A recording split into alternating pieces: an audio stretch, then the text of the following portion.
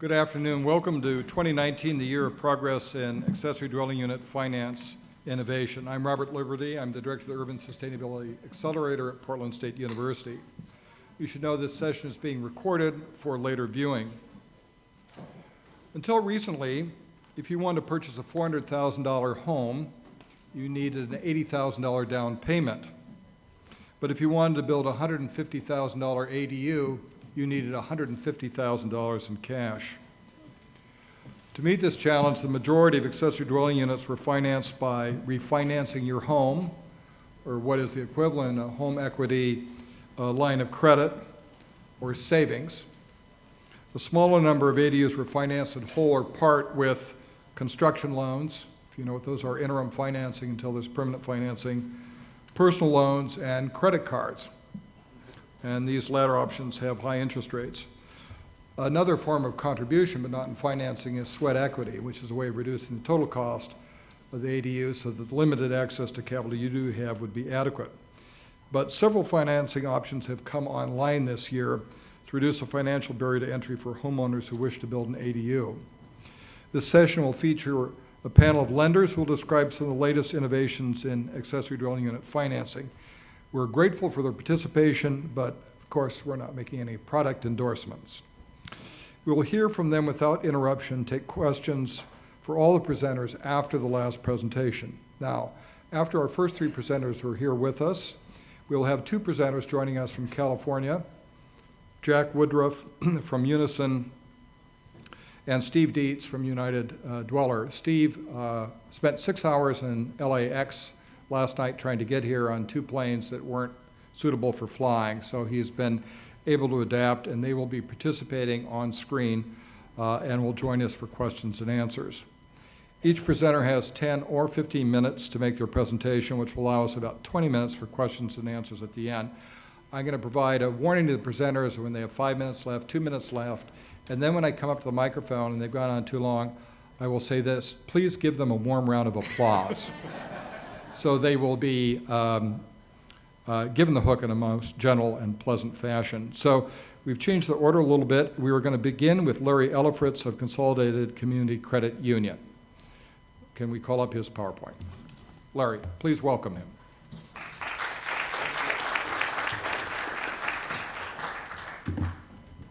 How you guys doing? All right. How many have heard of Consolidated Community Credit Union? Oh, you're all liars. No, no, it's great. We are a credit union in Portland. We serve the Tri-County area, and that's our focus. So we've got to be really good in Portland, but as far as Chicago, Illinois, Miami, New York, those are all markets we don't have to focus on. So that means we're going to really try to be local and meet the needs that you guys have. So we have been around since 1954. We developed some ADU products. Oh, this is what happens when my our AV people put this together. They are testing me. So what we do is we have a as completed product. This is probably what's a little bit different than most financial institutions. So what we'll do is we'll take your plans, we'll take your specs, we'll meet with the appraiser, we'll figure out what this thing's going to be worth in the end.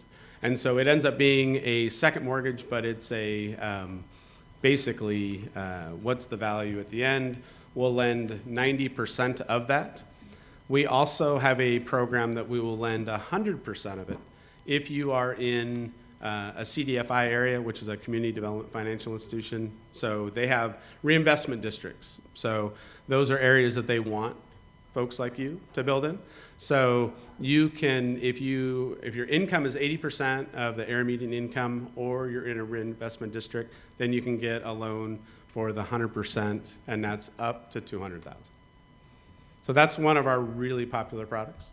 The second product is as is. This is kind of just an old-fashioned home equity loan. You're gonna borrow 80 or 90% of what your home's worth. You're gonna get a line of credit, and then you're just going to use it how you need it. The first loan option is like a construction loan. We help manage the process, the payout. The second option, you're just gonna spend it how you need it. And the last one, which ironically is probably the least popular, because Interest rates for your first mortgage have been so low that most people haven't wanted to combine the ADU loan and your first mortgage. So what we do in this case, that's more of a traditional construction loan where we add the ADU costs to the loan. Rates, you are prime plus one, option one, prime for the second option, and then the other is just whatever mortgage option you pick. And what we do is we do a one-time close, so it's a construction to perm loan. So you save the cost, you don't have to do them twice. Shoom. You get to every line. Hey, all right. So the as completed, like we talked about, you can go up to 100%. Where it says 50,000, that got increased to 200,000 if you're in the reinvestment district. 90% go up to 200,000, and then the 80% of the mortgage, that's up to 500,000. So they're pretty generous numbers. I don't think we've ever had anybody. I think about 350 to 4 is probably our biggest ADU that we've done, and it was really nice. Come on, baby. Right here. Point it towards this. You got it. Why do I think the screen? It was much easier when you just put the acrylic on the.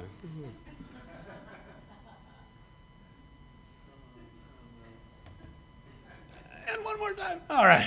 Whew. Made it. So this is as is. This is more traditional home equity loan. You. There's no lender oversight, which I think my dad's a builder. This is the kind he loves because he doesn't like me to tell him I can't give him money. So the credit union pays all the setup costs in this. So you literally you don't have an annual fee. You just pretty much, it just costs you whatever your borrower. So it's very, very user friendly. No prepays. You've got a 15-year draw. It's a real easy loan. Typically, they take less than 10 business days to set up. We use an AVM. We typically don't get full appraisals. Makes it really nice. All right, construction to perm. You lock in your rate for the final at the beginning, which is really nice. You don't have to worry about what rates are going to do during construction. You've got 12 months to finish your ADU project.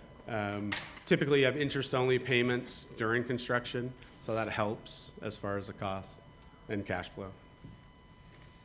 We also do all of these loans for investment properties, but the investment property loan-to-value goes to 80%, so it doesn't go quite as high as owner-occupied.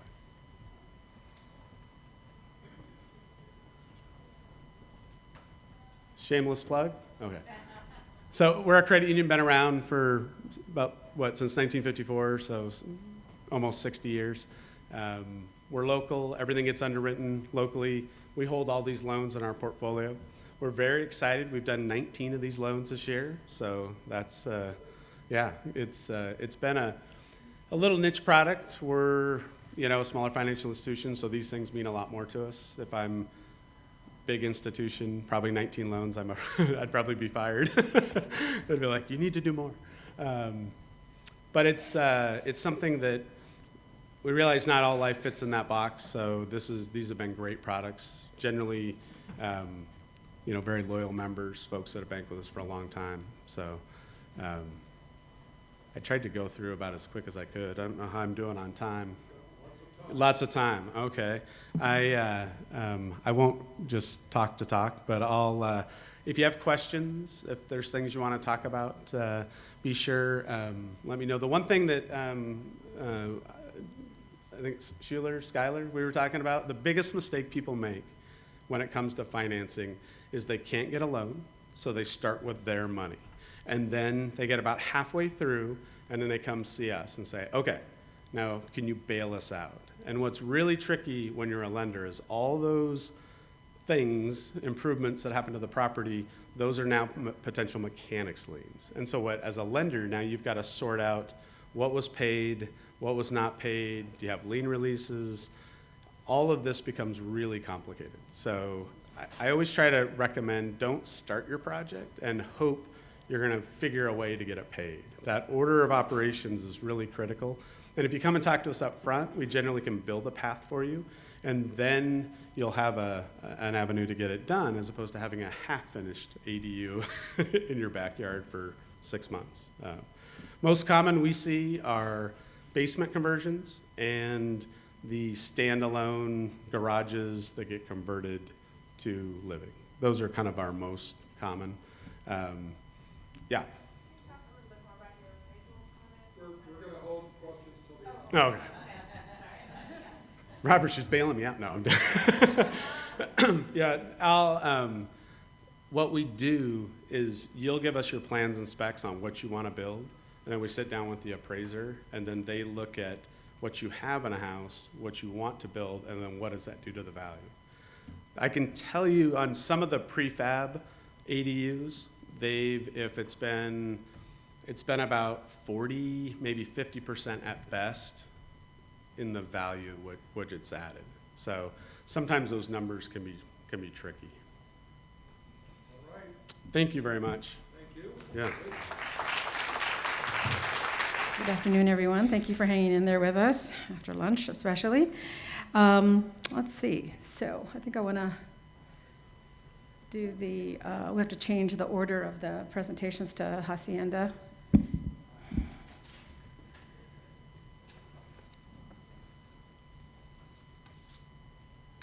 Well, while she's doing that, I'll tell you a little bit about Hacienda.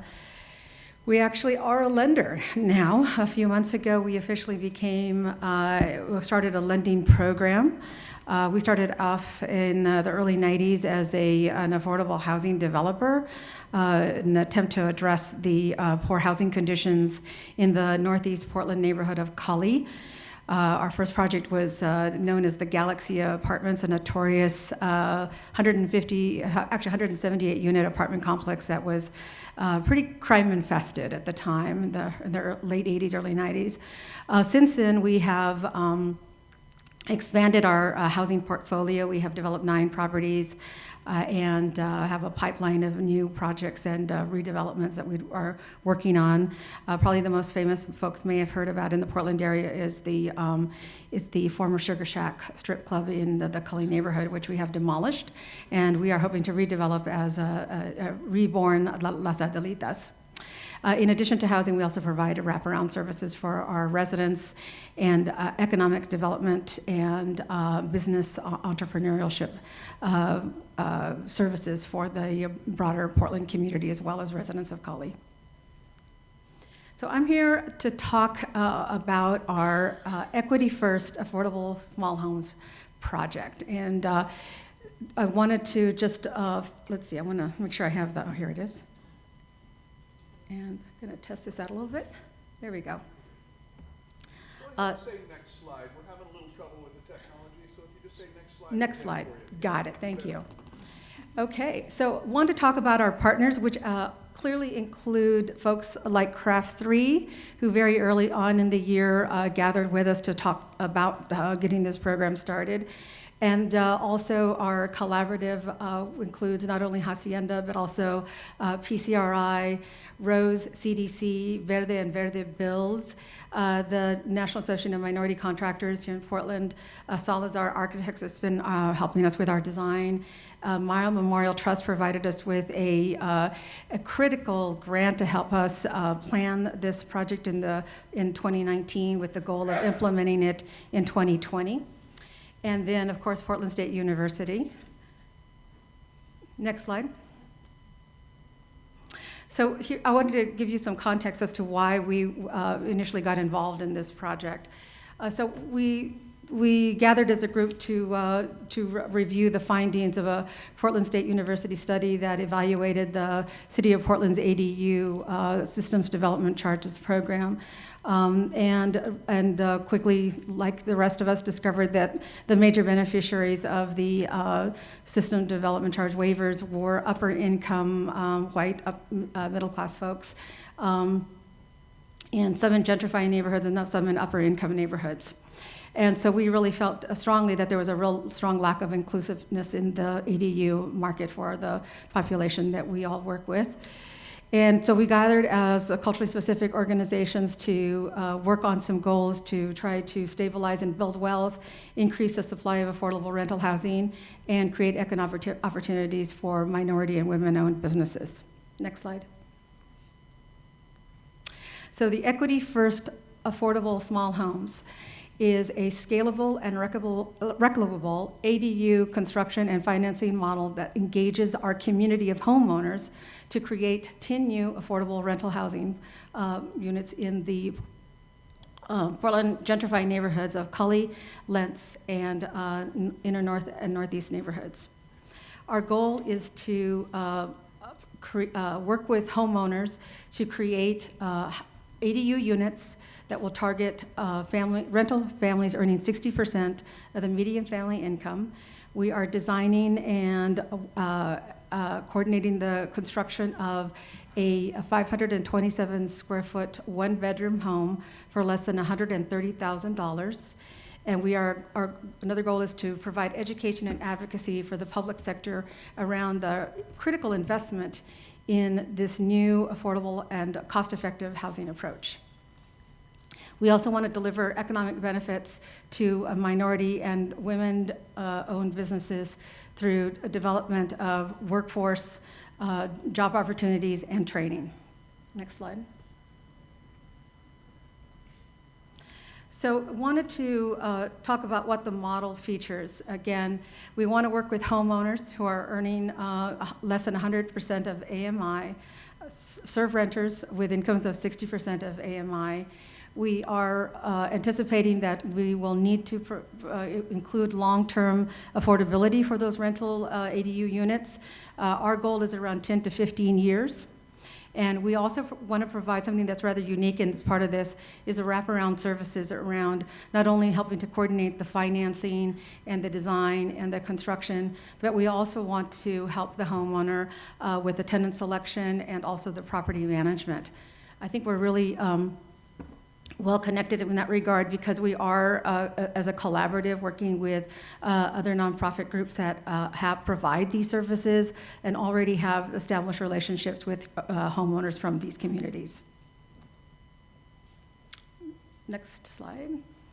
And again, this is just a representation of the EFAS model that we are working on. I think it's going to be really key for us to keep our costs under $130,000, which we are actually achieving, and we will show you that budget shortly. And then working with our important lenders to get a favorable loan consideration and valuation to accommodate the ADU unit. And then also, sorry, I can't see the last slide over here.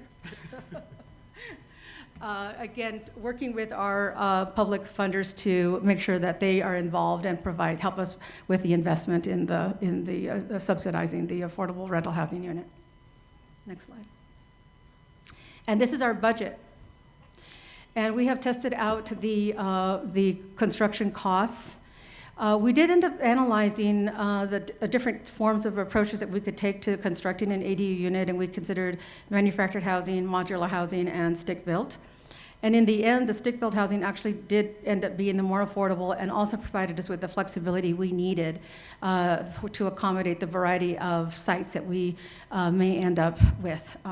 And also helps us meet a really important goal of the workforce training and those job opportunities in the construction trades.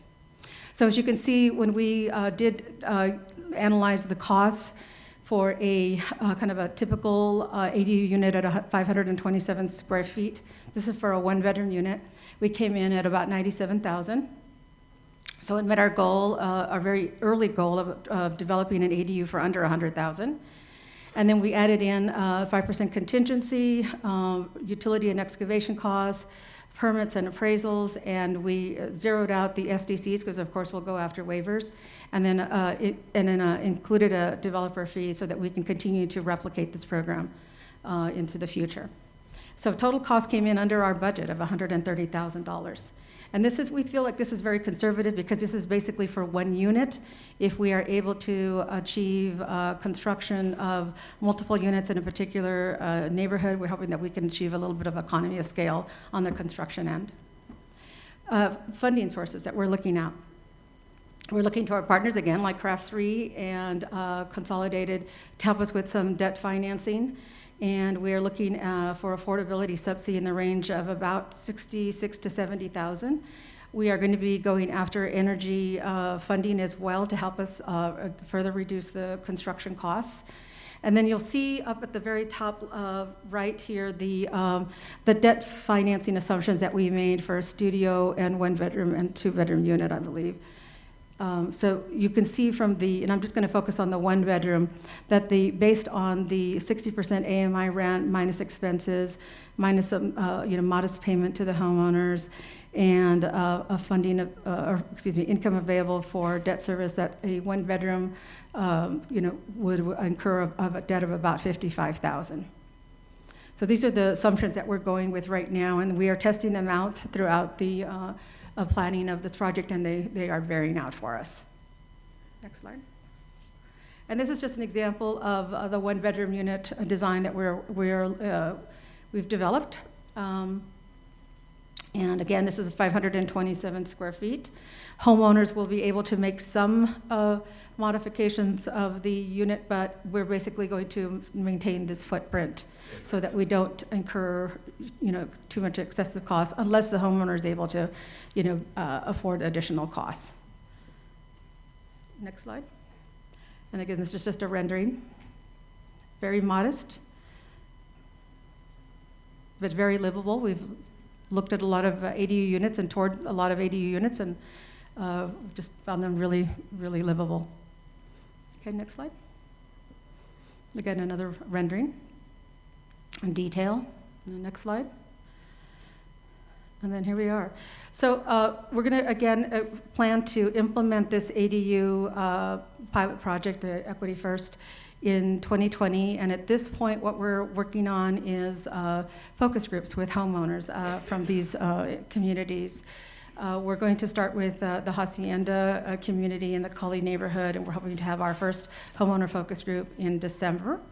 And then we'll move on to work with homeowners in northeast through our PCR&I partnership, where we have contacts out in Lentz community also that we're working with. And then we have another organization, actually 2 other organizations in the Cully neighborhood, Habitat for Humanity and the Native American Youth Family and Youth Association, that are going to be helping us with those connections. So that as you can see, these partnerships with these other nonprofits and their partnerships with homeowners in the community, I think will help us achieve getting those homeowners who would have an interest in this program. And our goal is to finish those homeownership groups, or homeowner focus groups, in the winter of 2020, and then begin to further refine and implement this program hopefully by spring of 2020 is our goal. And we're going to conservatively start in the range of 5 to 10 ADU units in 2020. So that's our model. Mm-hmm.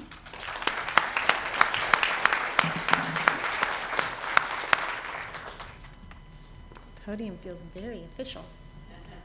I'll try not to shout into the microphone. Hello, I'm Callie Lawson, and I work with Craft 3. For those of you who are not familiar with Craft 3, we're a non-bank community lender. We're also a CDFI, and we serve communities within Oregon and Washington. And ADUs are certainly in our bailiwick. Our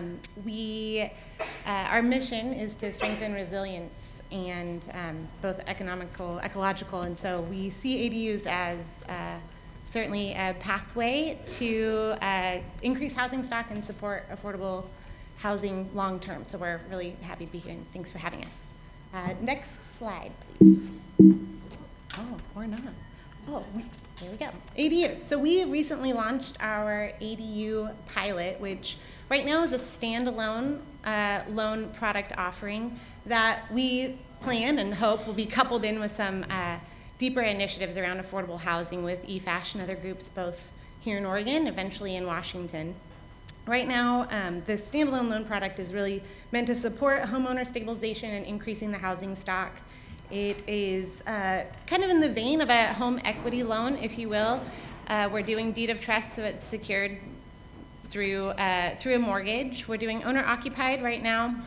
And the ADU really can be used for a variety of reasons up to what the homeowner needs, whether that's acquiring some rental income or aging in place. Maybe they need some housing for their family. So it's a variety use right now.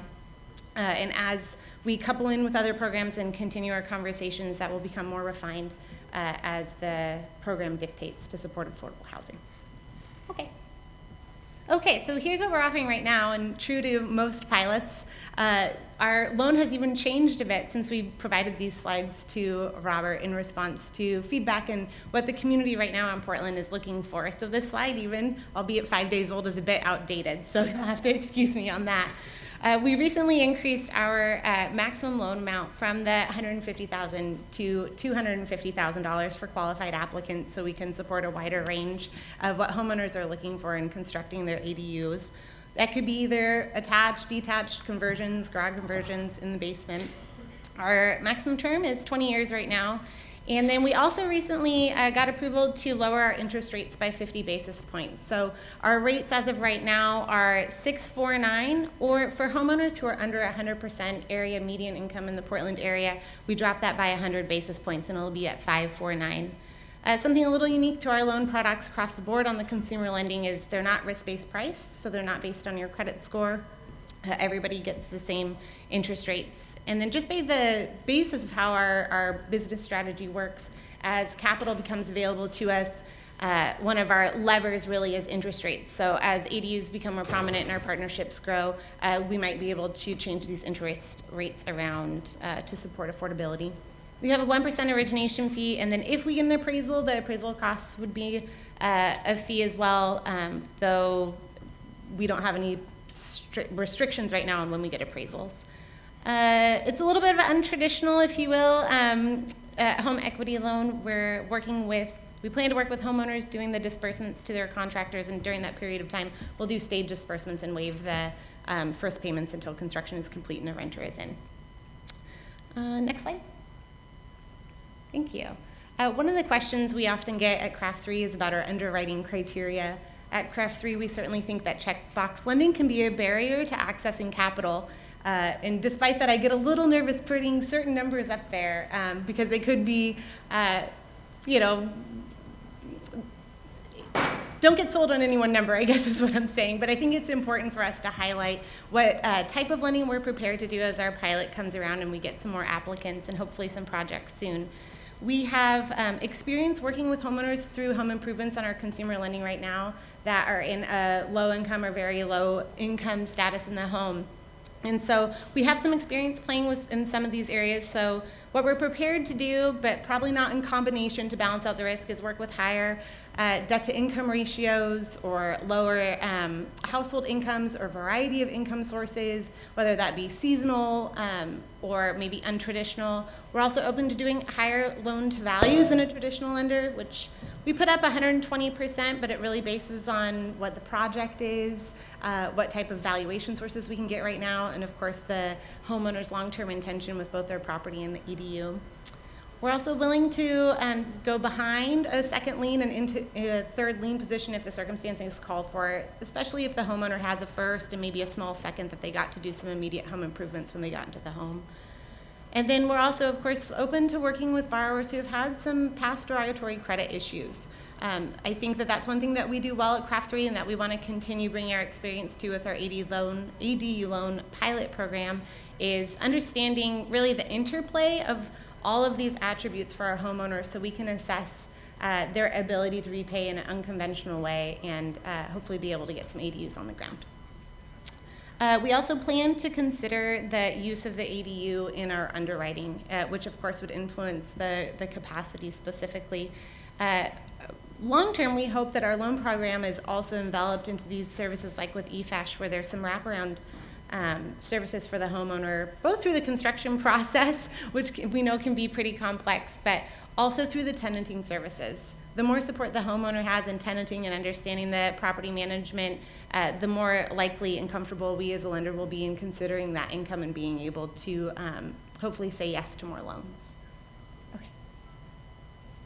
So like I said, we're in a pilot phase. This is very new to us. We've not completed any projects yet, but we've had a lot of very fruitful conversations, many with those of you in this room and also some homeowners in the Portland community. So we just launched our pilot in the second quarter of this year, and we've had a few applications and we've had more conversations with homeowners. So we're learning all the time on what the community needs in order to get ADU loan financing in place.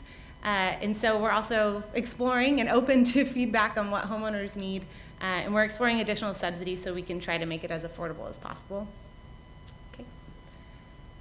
And then this is the last I'll share is obviously with a convention like this, we're learning there's a lot of conversations going on around ADUs in many areas, and so we're learning along with that to support homeowners in new ways in creative financing options. So we're learning how to support moderate to low income homeowners and renting back to low income renters by collaborating with eFash and others.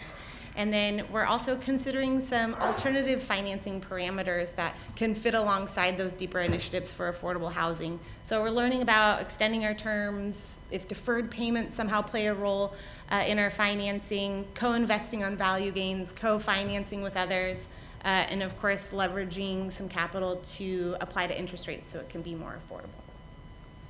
That's all I have. Thank you.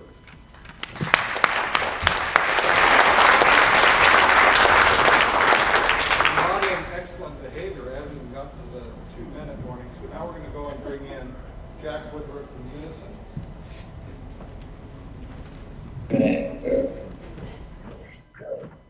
Hello. I'm stress testing our technical connection here. Can everybody see and hear me? All right, great. Hello, calling from San Francisco. And let me open the presentation here in just a moment.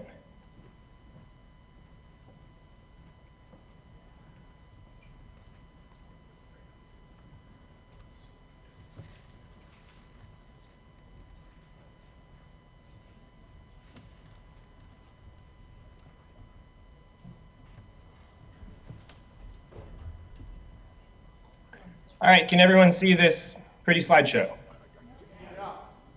And is my face still visible? Hopefully not. All right, well, that's fine too. All right, as we all know, we have to get creative to be able to finance ADUs. Unison is offering one option that I believe is unique or close to it, and it's equity investing or co-investing as opposed to a form of debt. As a great man once said, we need creative mechanisms. This is not for everyone, but I think it's a pretty great product for some. Depends on your situation, and it can, of course, be mixed with other forms of financing. So let's talk about how it works at a very high level. On the left and in the middle, you have home buyers and homeowners who might be willing to give up a little bit of the appreciation or depreciation of their home. They might be willing to share that with an outside party in exchange for a cash payment. On the other side, you have institutional investors who would like to get some equity exposure to the single family home market as opposed to just debt. They'd like to be invested in single family homes and ride that market up and down. Right? And in particular, the institutional investors that find this attractive are pension funds and other folks with long-term investment horizons that are just looking to hedge against inflation, because housing is about 40% of inflation. It contributes highly to inflation. So getting exposed to housing means you help keep up with inflation and hopefully be able to fund your retirees when they retire. So Unison stands in between these two parties and arranges co-investments from the institutional investors.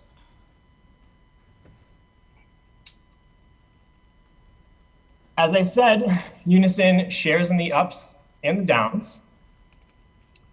So we'll provide a cash payment to the homeowner or to a home buyer to help them buy the home. And from that point on, there are no payments back to Unison. Homeowners can kind of forget about us until the agreement ends. And they have up to 30 years to end the agreement. 30-year term. The agreement typically ends when a homeowner sells or when they decide to buy us out. And at that time, we'll look at the ending value of the home and compare it to the beginning of the value of the home. And we'll share together in the gains and the losses. If there's been a gain, we'll take our original money back, plus we'll share in a percentage of the gain. If there's been a loss, we'll take our original money back minus that same percentage of the loss. There's a few caveats here. We can't lose more money than we put in, and we're not going to take a loss in some particular situations, such as, or including, when the customer buys us out, as opposed to selling their home. If they terminate the agreement early by selling their home in the first 3 or 5 years, depending on their particular agreement. Or if the loss is not really a natural market loss, but it actually reflects a lack of maintenance to the property. We ask that the property exit the agreement in approximately the same condition as it entered the agreement. And if it doesn't, we make an adjustment for that. There's sort of a friendlier version of that adjustment that we'll cover soon. Run through an example. Let's take a home that is worth $600,000. And maybe the homeowner has a mortgage on it. They probably do. Maybe they don't. But they've got some equity in there and they want to get it out. And they can take it out and use it for a number of purposes. We feel that using it for an ADU might be particularly advantageous. They've got money in there, and traditionally it's been loan products that help them get it out, HELOCs. In this case, let's say they take out $75,000 in equity. That's 12.5% of the value of the home. In exchange, Unison is now going to ride that home's value with them up or down and take 50% of it. And the relationship between those two numbers is something that is available to look up, and we can maybe cover later if we have time. But let's just take that as our example. Okay, so if this were a loan, we would give the 75K, and we would say, you have to give it back to us on this defined timeline under these defined terms with this defined interest rate. But with the Unison agreement, we don't know how much we're going to get back, even if we're going to get anything back. So we can't put an interest rate on it. It all depends on the change in value of the home. So let's look at some scenarios here on this example. Robert warned me that this text would be too small for everyone, but look it up afterwards if need be. Can I get a big yes or yes, this is visible? All right, great. So how about my cursor? Is my cursor visible? Can't hear you. Yes. Oh, great. All right, so here's some scenarios. I think it's probably easiest to start with a scenario in which the home's value doesn't change. Original value of the home is 600 grand. 10 years later, however long it is, the home sells or the customer buys us out. And at that time, the home is still worth 600 grand. Maybe it went up and it went back down. Maybe it went down and went back up. But the ending value is the same as the beginning value. In that case, Unison didn't make any money. The customer didn't make any money on their home either from that starting point. So they will just give us back that same $75,000 investment. And then you have appreciation scenarios over here. You have depreciation scenarios over here. And let's just walk through a couple more. If the home goes up in value a lot over the lifetime of the agreement, 40% in value, it started at 600, it ends at 840. Customer will give us back 195 at the end of the agreement. That's because it's the original 75, plus they're going to share 50-50 that $240,000 gain. Right. On the other end of the spectrum, a big decrease, if the bottom really fell out on the housing market, the homeowner would have us share in the loss with them, with the result that they would owe us no money back. And Unison has originated over 6,000 agreements. About 300 of those have actually come full circle. Right? They've terminated, and we've settled up on our investment. And of those, Unison has lost all of its money on over 10% of the agreements that have gone full circle, and we've lost some money or broken even. No, excuse me. We've lost some money, not even broken even. We've lost some money, including all of it, on a third of our agreements. So this is not hypothetical. This does happen. We are true equity investors that ride the value of the home up or down.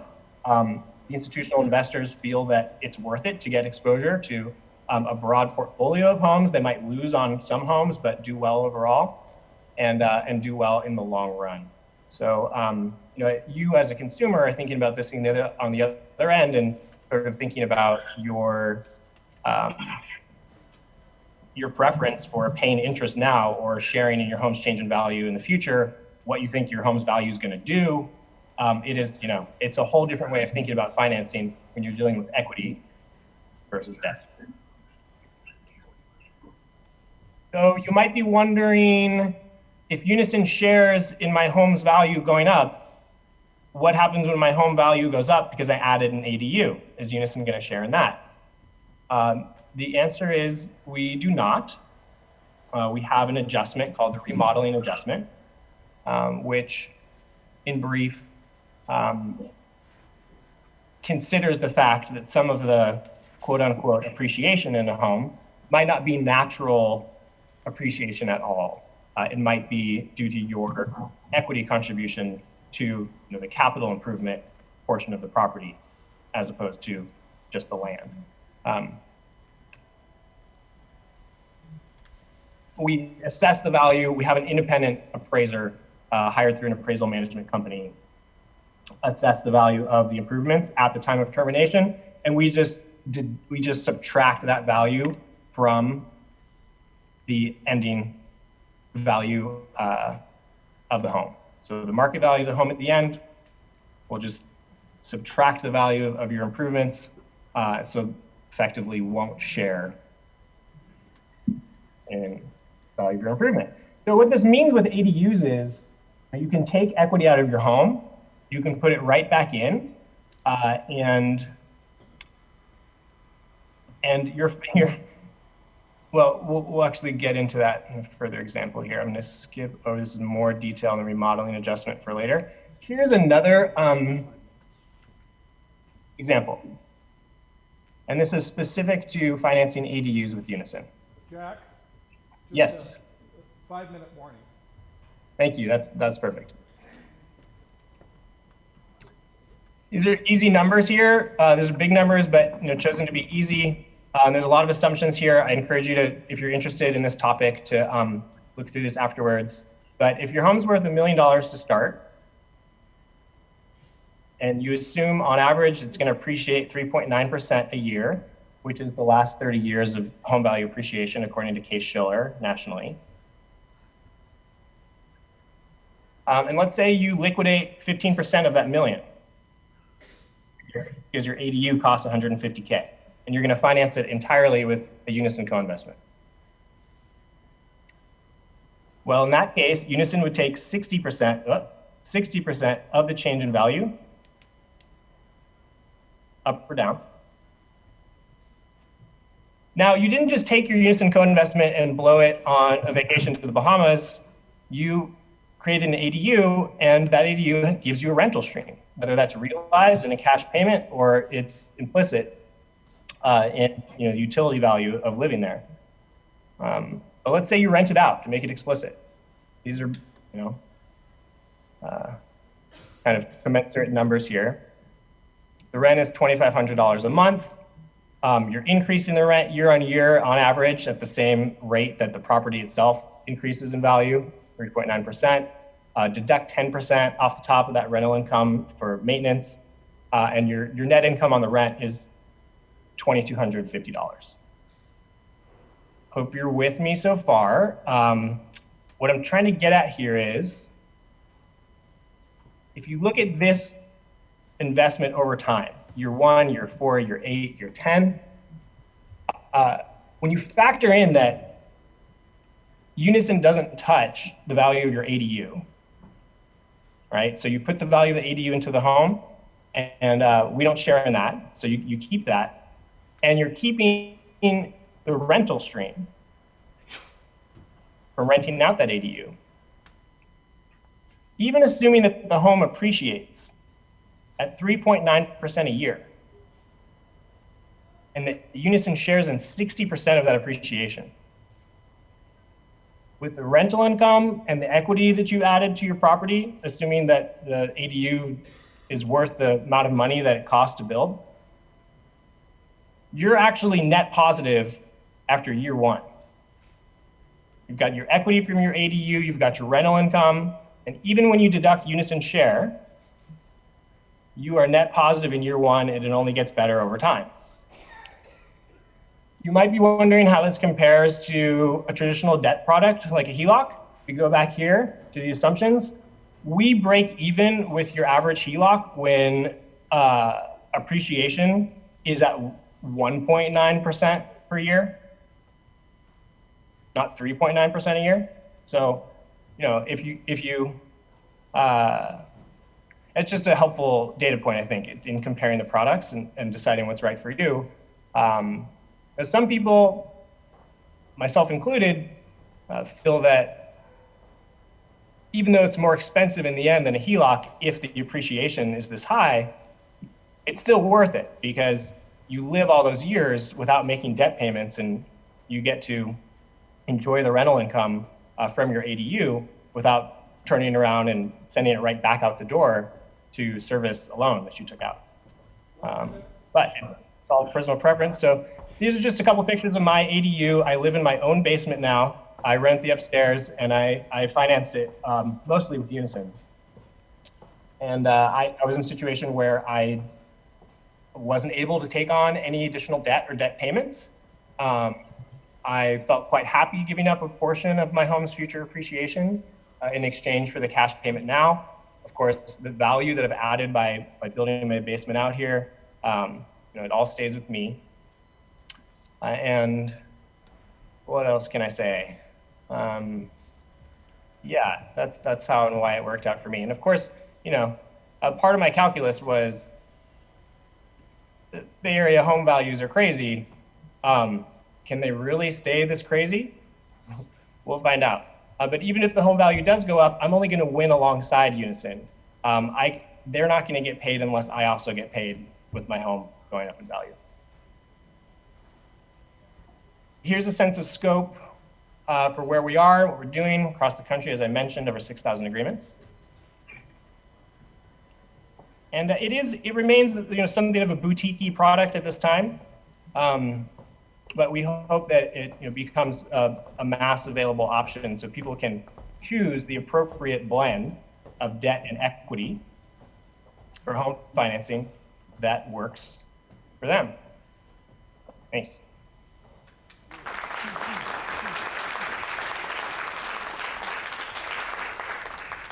I'm now going to turn it over to Steven. Is that correct?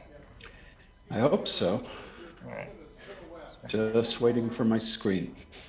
So I get to come last after a whole bunch of conversations about finance and numbers. So I took the challenge to discuss how we finance ADUs without using any numbers. But I need the host to give me the screen, or I don't. Hang on a second, I'm working on it. Okay, well, while you're working on it, I'm also going to ask the question, Jack, if you could mute, and if people can hear me, just want to make sure. Oh, goody, goody. Okay, so my name's Stephen Dietz. I'm the founder of a company called United Dwelling. And we do things really, really differently than anybody else you're hearing from. Basically, I saw the rules for ADUs in California, and what struck me is fundamentally it's a rich person's product. Put another way, in low and middle income communities, there just aren't going to be that many people who have the capacity to finance $100,000 or $150,000 investment in an ADU. Few of them actually have the skills or risk tolerance, personality to become a landlord, and doing neither of those on a one-off basis is incredibly inefficient. And yet those people have a really valuable asset. They have a garage. And in LA, 91% of the garages, if my machine, look like this. This is a detached two-car garage. It's roughly 350 square feet. This one happens to belong to Felicia. If you'll notice those bicycles there, I will note that her youngest child is 38. They're not really using them. There are also, by the way, 5 lawnmowers in that garage. What we do is we partner with the homeowner.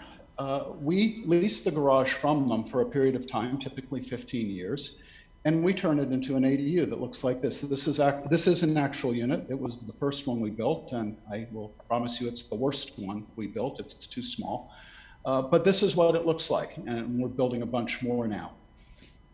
And the way this works is that we've leased the property, we do the conversion, we speak with the homeowner about what they would like for a tenant, and we find somebody as a tenant once it's built who's a great match. We share the rental income that's received with the homeowner, and at the end of our lease, at the end of the 15 years, our lease expires, we walk away and they own the ADU free and clear. There are a tremendous number of locations ADUs can fit, and we've done some really cool analysis. But in a nutshell, just between LA and San Francisco, there's 900,000 locations where a 20 by 24 foot structure would actually be able to fit on the property. And we have the information, the actual address, and all the contact information for every one. So the two things that really differentiate what we do are firstly that we actually pay for all the improvements. There is no lien placed on the property. We don't participate in any equity upside. We're simply renting a piece of the space. By sharing rental income with the homeowner, instead of paying them a fixed rent, we align our interests. They have as much interest as we do in having a tenant there. It has the added value if the unit's vacant that we don't have a land carrying cost. So we build the whole unit. The homeowner at any time can buy us out of the unit. They can basically buy out the lease and keep the improvements for themselves for $79,900. And what we find is about 30% of homeowners are choosing to do that immediately upon completion. For them, our solution is really easy to implement. We're in and out quickly. Our construction time right now is 5.5 weeks. In terms of the experience of the homeowner, I think we'll have it down to 3 weeks within the next roughly 4 to 6 months. And then, as I said, when we're done, they own the unit free and clear anyways. The way we do this benefits a lot of people. The homeowner gets about $14,000 a year of value. And again, they're not putting anything up for it. That value is about 2/3 of that's comprised of appreciation in the property. The addition of our ADU will increase the property value by about $140,000 to $200,000. And the other value they get, depending on the neighborhood we're in, they will receive, their share of the rental income will be between $5,000 and $10,000 a year. These are low and middle income homeowners. We're finding about 40% of them are roughly 5 years either side of retirement age, and they're thinking about what they want to do with their property and how they can continue to live in it for a longer period of time. We represent a stable source of income. From the tenant perspective, we build very inexpensively, and as a result, we rent inexpensively. Everything we build and rents for 26 to 30% of area median income, which equates to being about 20 to 25% lower than what a one bedroom in that same neighborhood would rent for. But it's a far better living experience. It's brand new construction in a standalone structure in the lower density part of the neighborhood. And the alternative is typically a 60-year-old concrete building where you walk up an external staircase and go past 5 doors to get to your unit. So significantly less expensive and a much better experience. Because what we do is really assembly, not construction, and a lot of it's done off-site, we use relatively low-skill labor. In fact, putting together one of our units is more like assembling a 10,000-pound piece of 20,000-pound piece of IKEA furniture, as opposed to construction. Because it requires relatively low skill, 80% of our labor hours can be filled by individuals who are either homeless, recently released from prison, or they are veterans. And we partner with a group in LA called Chrysalis and also with the Salvation Army to access that labor pool. And we pay full market rates for the labor. And then the last beneficiary is the environment. We look for tenants who live in the community and cannot afford to, who work in the community and cannot afford to live there. So those are people like teachers, teachers' aides, EMTs, social workers, nurses' aides, nurses. That's who we look to put in the units, and they are otherwise commuting very long distances. So for each unit we construct, we are removing one car from a long distance commute. The unit is replacing an existing underutilized structure, typically that detached 2-car garage, so we don't actually take up any green space. And our units are net zero energy, and actually there's a pretty clear path, so they'll be net zero carbon as well. So that's what we do. This is not a charitable business. I don't know how to raise the amount of capital we need to do this as a charity. This is a for-profit business. We will build 600 units during 2021. And 2020. We'll build about 2,500 the following year, and we should get up to about 12,000 annually by 2023. We are signing leases at an extraordinary rate. You know, there is a real barrier for a homeowner, particularly low and middle income community, to build an ADU. And the result is that actually not many getting built in these neighborhoods. We've been signing leases at about 140 times faster rate than homeowners in the same zip codes that have been applying for ADU building permits. I think that speaks to the value proposition for the homeowner of what we do. We also partner well with others. We have a number of things that differentiate us, notably our financing, and I'll speak to that for a moment, but I promise I won't use any numbers. What we've done over the last 2 years in order to build at scale was, among other things, adding additional language to the California bills, notably AB 68, that lets us remove and replace the existing structure by right, and to do so being exempt from CEQA. We also have gone to both departments of water and power and building and safety and changed a number of rules at those agencies also to facilitate rapid construction. When we build a unit and it's completed and occupied, we finance it. We do not look for construction financing. Our construction process is too rapid to justify it. But that completed and occupied unit is financed. And what we've done is to figure out how to make our 15-year lease a leasehold estate under the terms of the large mortgage guarantors, Freddie Mac, Fannie Mae. We've also then worked with Chicago Title, and basically our leasehold estate is qualified collateral for a conforming mortgage. It specifically looks like a scattered site multifamily mortgage, and we're able to finance it that way. So in a sense, we're building lots and lots of what the equity or capital markets look at as multifamily units, even though they're all in single family environments. That's what we do.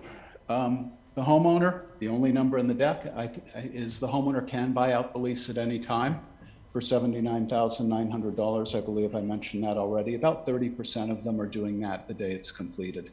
Otherwise, anytime they want, if they sell the house, then in escrow, they would buy that out so that our lease that is recorded with the county assessor is removed and they can transfer clean title. But because their property values increased by 140 to 200,000, that actually works out quite well for them. That's what we do, and I'm happy to answer any questions as we go into the Q&A.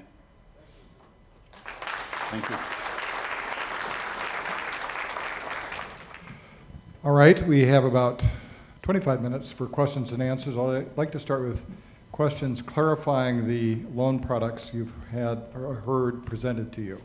Questions? Dan. Yeah, Larry, I had a question for you all. You mentioned that you're currently keeping everything on portfolio. Long term, are you hoping that a secondary market develops, especially for the CRA eligible loans? Yeah, Why don't you repeat the question? Yeah, the question was, we currently hold the loans that we've made. Do we plan to sell those on the secondary market? What we have is we work with, in 6 states, we work with now 47 credit unions. And so what I have is a network of folks that they have about almost $3 billion on their balance sheet. So I know that they would love to have loans in Portland that perform. But I think that's the next evolution of this product is a secondary market, standardization, kind of if it's not a Fannie and Freddie, it's a like entity, somebody that, because really, truly, once you have that horsepower behind this, financing is the key to, as much as people don't like bankers, it's the key to, to making programs work. And I think that's, once you have more readily available financing, you'll see this product take off. And do you think it's just a matter of collecting enough performance data to justify it? Or? Yeah, and I think that, bankers are seeing is believing. I think you're right on. Just having more data, understanding that it's a product that works. I think that it's also a very slow product, and I think you guys have talked also about the start to finish state. It ends up being quite a process. It's not as quick as like what it is to get typical traditional finance. Any of the other panelists like to address the question of the secondary market? Just that we completely agree. Craft 3, one of the things we're hoping to do is help prove out that this is replicable. Callie, on a you larger want to scale. pull the mic closer to you. I think you guys could hear me. Stephen, do you want to add anything? Yep. Did you hear? I can't hear anything. I'm sorry. All right. So Dan, I had.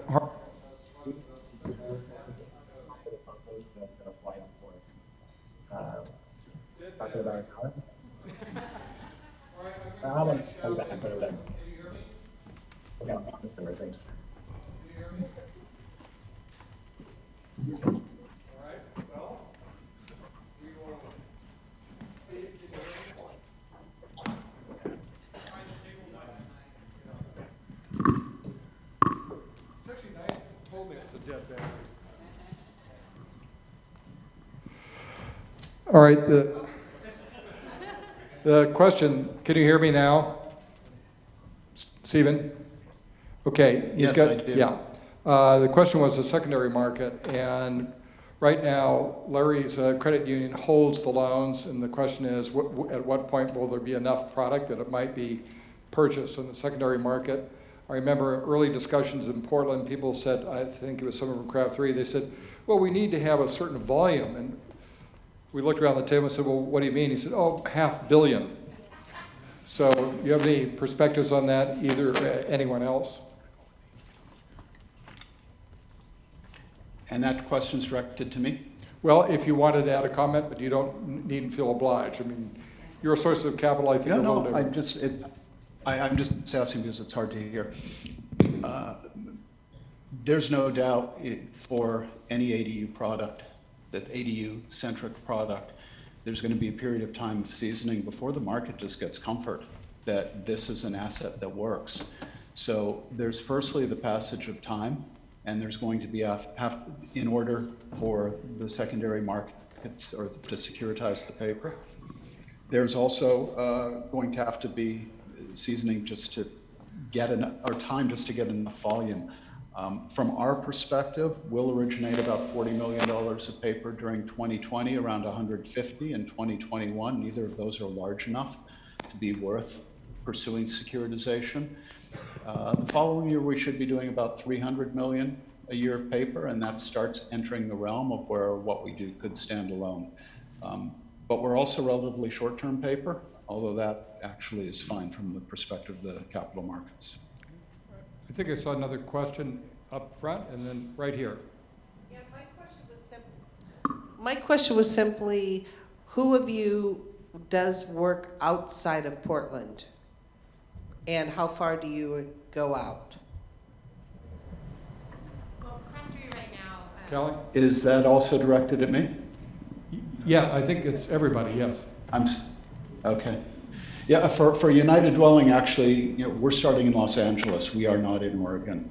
We're working in a relatively small area of Los Angeles, roughly 5 zip codes. As the laws that we got changed, actually, the notable one to remove and replace doesn't take effect till January 1. We need to productize some of the things we do on the construction side before we expand geographically. So I don't expect to be outside of LA this year, and likely we'll move to the Bay Area, Santa Clara in particular, sometime next year. But actually right now I don't have plans to be in Oregon. Our pilot for Craft 3 is based right now in Portland, but we certainly are looking to expand geographically within Oregon and then also into Washington, which are both the states in which our CDFI serves. Larry, you're in, are you also in Clark County? Yeah, we are 8 counties basically around the Hood River to Vancouver to Gatineau-ish. Where are you looking? I'm from the Seattle area. Yeah, I do have a lot of Seattle cricketers I'm sure would love to. Well, I was going to respond to your question. EFASH hopes to expand, statewide, but it's in Oregon. All right, we have another question. Hi, my name is Tim McCormick from Portland EMB and Housing Wiki. I really love the United Dwelling, like low cost and efficiency, but I also really like the Hacienda sort of social equity viewpoint of like how do we steer it towards low income tenants and homeowners. So I'm wondering, like the best thing for me would be to put those together. And one angle that I'm curious if any of you would have thoughts on that might help achieve that would be, what if you had movable units, ADU units, and like many cities around the country are currently considering laws for movable tiny houses on wheels, or they could be detachable on foundations. And the main advantage being just much lower cost. So very low cost units that you could put onto lower income people's properties in the kind of efficient productized way that Dweller is doing, Dweller and United Dwelling are doing. What are your thoughts on, might that open up any new possibilities financially? So from a United Dwelling perspective, having the units be movable requires a transportation frame that's metal. That increases the cost versus what we're doing. And if it's movable, you lose the ability to finance in the mortgage markets. You have to have the structure fixed to the ground for all except some very narrow categories of park homes in order to be able to call it a mortgage. So it would not work. In terms of how we're partnering with others, United Dwelling's actually set up to do exactly that. And we will happily, we have about 6 months of work to do before we can do it effectively, but we will happily share what we are doing with others who are seeking to solve the same problem in their markets. So if there's somebody in Portland who wants to replicate what we're doing, we will probably be more effective at the lease setup because of the data sets we have and the way we are able to identify opportunities. Portland member will probably have a far more effective voice in Portland to make low and middle income communities aware of this. And will probably want to do the property management themselves and work with us. We'll set up the financing and do that jointly with them. So we're happy to work with others that way. Rose, I think you were going to add something. Well, I was just going to say that, in terms of movable units, of course, zoning would need to allow for that. Steve is right. There is a problem with financing units that are not on permanent foundations. It's been a continuing problem in manufactured housing communities, being able to get a financing product to replace older manufactured housing units. So that is an issue. But yes, we're going to continue to. Right now, our goal is stick built, but we will continue to. This will evolve. I'm sure it will evolve, and there are a lot of partners interested in this ADU idea, and we certainly want to explore other options, especially as we move into our second and third and fourth year of implementation, hopefully. I would add, having heard this debate, a very pleasant debate among advocates for this type of housing between modular, stick-built, and fully, factory-built. So Dweller uses ADUs built in a plant in Boise and brought in by crane. They do have to meet standards for being on a truck that you don't have to for a house. And I will say that some of the participants in our friendly debate who have long been skeptical about the advantage of a fully manufactured component unit are beginning to say, well, there's enough going on, things may be different in a few years. So, yes, sir. Hi, my name's Nick. My question is for Unison, the gentleman from the credit union, and United Dwelling. Do you do non-owner occupied? Yeah. United Dwelling, absolutely. Yeah. In fact, it's an easier sale with the homeowner because the biggest barrier we have is actually the need to normalize the idea of having an ADU and a tenant. We talk to people and they say that sounds weird. And they're right. It's as strange as the idea of getting into a stranger's car and telling them where to drive you to. So we need to normalize that. That's by far our largest barrier. With a rental property, and our database actually differentiates between the two. We know which are which. With the rental property, we avoid the first large problem because the owner of that property has already made the decision to rent the house. The marginal effort for them to rent an ADU is low. In those cases, most of our homeowners are actually, the owners are buying the unit outright because their cost of management of that extra piece of rental property is very, very low. But it's probably 3 times the frequency of lease signings relative to, or 3 times the penetration of lease signings are rental properties. Jack? Yeah, and Unison also works with non-owner occupied homes. If you have a home that's not occupied by yourself but is rented out, you can get a Unison co-investment on that home. By the end of the year, we will be helping people purchase non-owner occupied homes. I want to say that I think underlines the value proposition from Unison. Folks buying investment properties are usually buying them to realize the rental stream of those properties, and you care less generally with those properties about the future appreciation of the home. You just want to get in. You want to own that home, and if it appreciates, great. But what you're really interested in is that monthly rental income, and Unison can help you realize that. I want to just underscore that because the ADU use case is very similar in some ways. It's almost like doing non-owner occupied right in your own home. It's like using Unison to buy a rental property, but in fact, create one in your backyard or your basement. Yeah, a third of the loans we made this year were to investors who just exactly what they said. They could fix their costs, increase rents, increase revenues. Yes, sir. Hi, I was wondering if any of you guys have partnered with big employers like school districts to make your programs affordable as workforce housing? You know what's ironic? We work with a credit union in Klamath Falls, and they are working with the military base because to be able to have a military base, you have to have housing. And so that's becoming a lot more frequent than what you've seen in the past. So, and we're helping them underwrite them so that they can make those loans. From United Dwellings perspective, we do that frequently.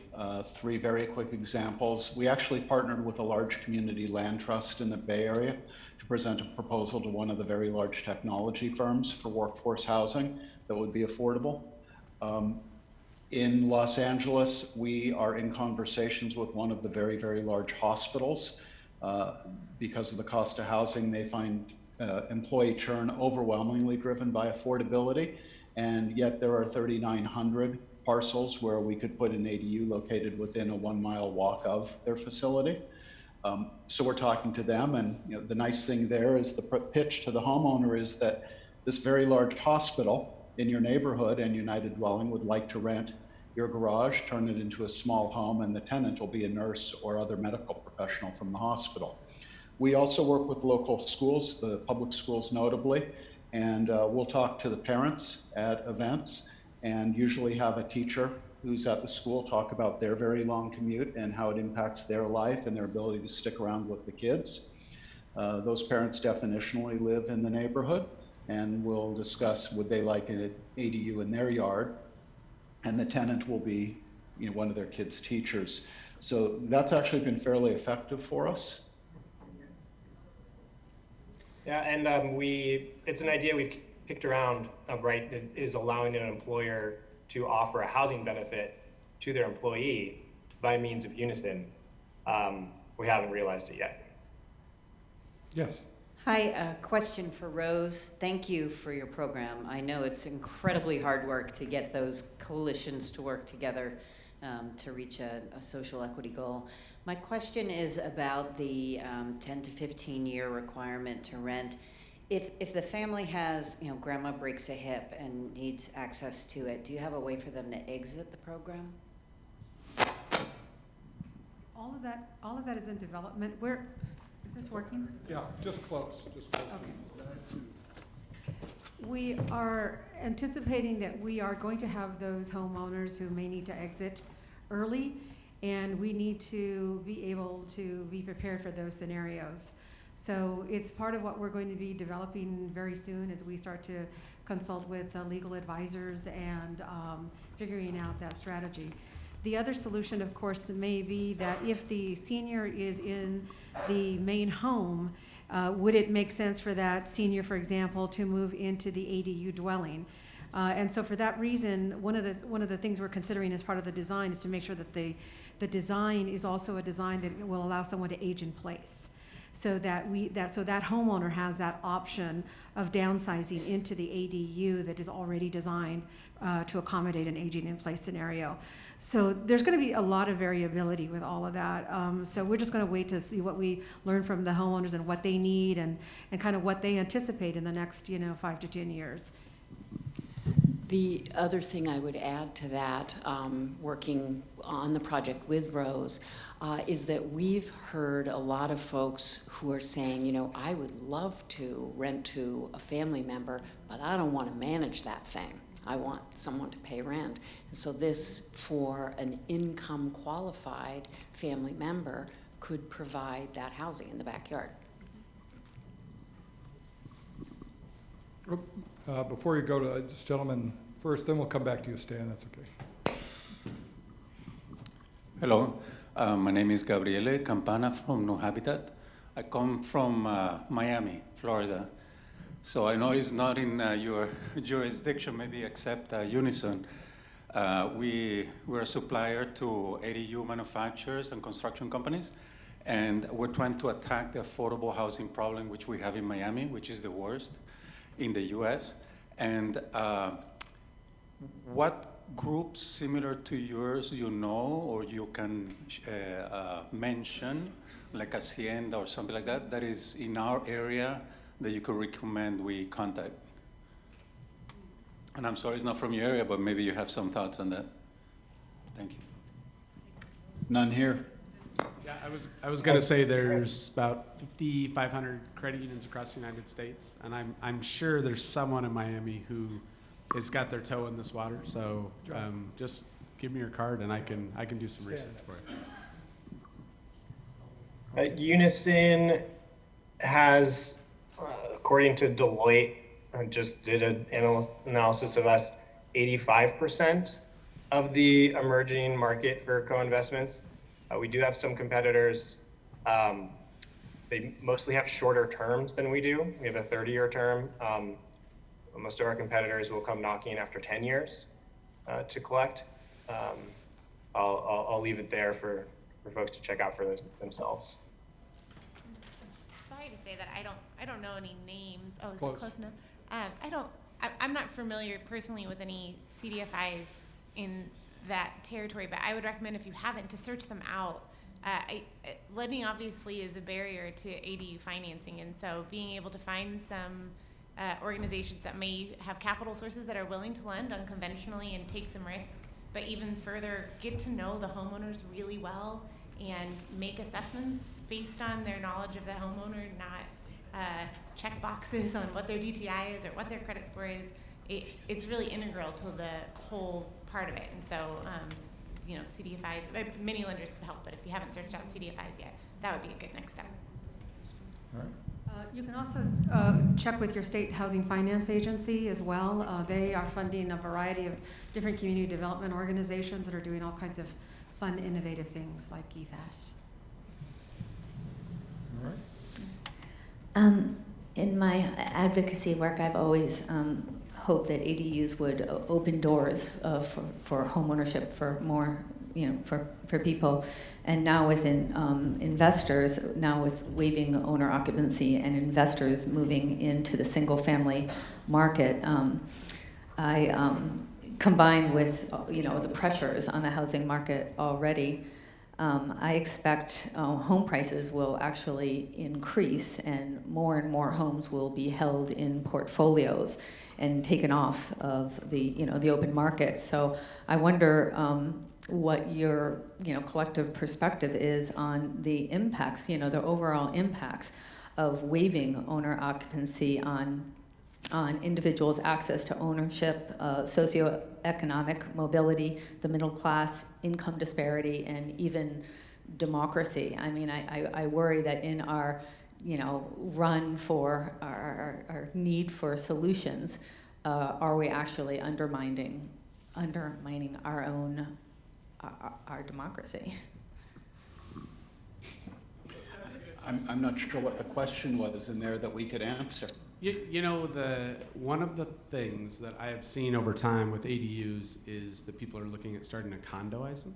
And so being not only just a renter in someone's backyard, I'm becoming, building wealth, equity, being in a neighborhood that I might not be able to live in. I mean, there's many positives from them, and I think that just even the Treasury with the CDFI looking at making loans and giving preferential treatment for folks that are 80% and less AMI, I think those are some really big components to help inject folks into a market that they typically haven't been part of. So it definitely has a side. I get where you're coming from. It's becomes somebody buying a home and putting more and more people making more and more rent and then kind of degrading the neighborhood. I mean, I get that aspect of it, but there are also many positives I think that come with it. Stan. By the way, while the mic, and thank John, who I volunteered to handle the mic around. Thanks, John. This point, by the way, I think it's an important one, is that I was a renter until I was almost 50, but I had money for most of the down payment because rent was reasonable.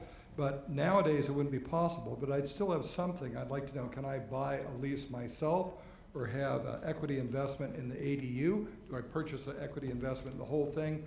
Those would be private agreements and possible, efforts through private agreements alone. Although speaking as a lawyer, anything that requires a lawyer to implement and enforce tends to be something people shy away from. But that's something in the back of my mind about what are the people who have something but not quite enough, and what role can they play? Stan. This question's for Stephen, and it's not about the finance side, it's about the cost side. You're achieving impressively affordable prices. I'm wondering what's driving that. So I guess what is your cost per square foot all in? And what is the expected useful life, and what period are you financing them now through the mortgage market? It could take 40 minutes to answer all those questions. The term is really simple. To conform with the lending requirements, our mortgage term is 5 years shorter than the lease that we have, and our leases are 12, 15, or 25 years, most of them around 15. We do a whole bunch of things, and it took almost 2 years to get a lot of the approvals to do it, to reduce the costs. Some are internal. For example, I'd mentioned the number of leases we've signed. Complicating that is we will only actually start construction on a unit if we're doing 5 units at a time located within a 2-minute drive of each other. That dramatically reduces our labor costs. The units are so small that the work of an electrician, of a plumber, is only about an hour before they need to move on and be inspected, but you have to pay for the day, and similarly with overhead. Even getting supplies dropped, we can drop supplies for 5 units for the same price as 1. We've changed a bunch of building techniques to give you one, and some we've borrowed from very large construction. Because we build the exact same thing repeatedly, we bring in our rebar, for example, comes in pre-cut and pre-bent, and the ties are color coordinated and placed. What that means is on our first unit where we placed rebar the traditional way, it took 11 man hours. On our second unit where we did it that way, it took 42 minutes. We do a number of other things that way. We don't trench for utilities. We actually use a horizontal drill.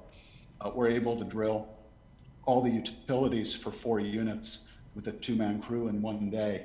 We can do that because we've got driveway to move the unit down. It weighs 10,000 pounds. And we've gotten rid of the structure so we have space to work. But what that also means, aside from the reduced labor, is we're working in someone's backyard. There's almost $1,000 of remediation work when you trench just to repair all the damaged sod and broken pipes from sprinklers. By using the horizontal drill, we avoid all of that, and we can tie in downstream of the house. We got building and safety in Los Angeles to change the rules about how sewers on disparate structures on a single parcel connect. By changing that rule, it reduced our sewer installation costs by $6,000 per unit. We got building and safety, city attorney's office, and city planning jointly to agree to waive a survey requirement on a unit. That was $1,400 of avoided cost. The list goes on. There's a whole bunch of things that we're doing, taking advantage of the fact that we're doing this at scale. As I said, this is really more manufacturing and assembly on site. It's not construction. All right, and with that, I think we should thank our panelists for a wonderful explication of new financing products.